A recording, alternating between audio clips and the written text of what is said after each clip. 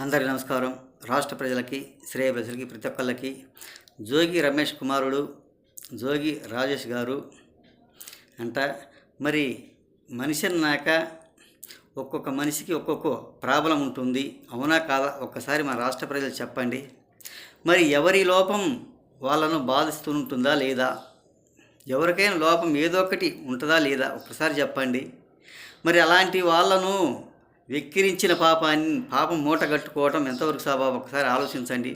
అటువంటి మాటలు మాట్లాడవద్దు, అటువంటి పాపం మాటలు మాట్లాడి మూట కట్టుకోవద్దు. మరి నారా చంద్రబాబు నాయుడు గారిని అలా అంటే ఎంతవరకు స్వభావం? మన రాష్ట్ర ముఖ్యమంత్రి వర్యులు, మరి మన రాష్ట్ర ముఖ్యమంత్రి వర్యులు నారా చంద్రబాబు నాయుడు గారు మరి మన రాష్ట్రానికి 3 సార్లు ముఖ్యమంత్రి అయ్యాడు. మరి తమరి గారు అయితే 3 రాత్రుల్లో మొదటి రాత్రే ముడుచుకొని కూర్చున్నామంటగా. తమరి గురించి ఆలోచించి చెప్పండి. మరి తమరి గారి అలా ఉంచుకొని మన రాష్ట్ర ముఖ్యమంత్రి పర్యల గురించి అలా మాట్లాడటం ఎంతవరకు స్వభావం? ఒక్కసారి చెప్పండి. తమరి గారిది కడుక్కోని చేత కాదు, తమరి గారు చేసుకొని చేత కాదు, ఇతరులకి కడుగుతావు. ఇతరుది ఎలా ఎంతవరకు కడుగుతావు? ఇది చేత కానప్పుడు అది ఎలా సాధ్యం అవుతుంది? ఒక్కసారి చెప్పండి. అలా ఒప్పుకోవడం సాధ్యం కాదు, అలా ఒప్పుకోకూడదు, అలా చేయటం కూడా మంచిది కాదు.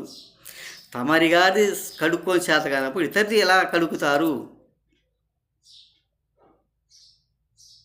అని తెలియజేస్తూ, అది ఎప్పటికీ సబాబు కాదు. మాట తీరుగా మాట్లాడాలి, సబాబు ఉండాలి. మన రాష్ట్ర ముఖ్యమంత్రి పర్యలు అలా చెప్పడం, అలా మాట్లాడటం మంచిది కాదు.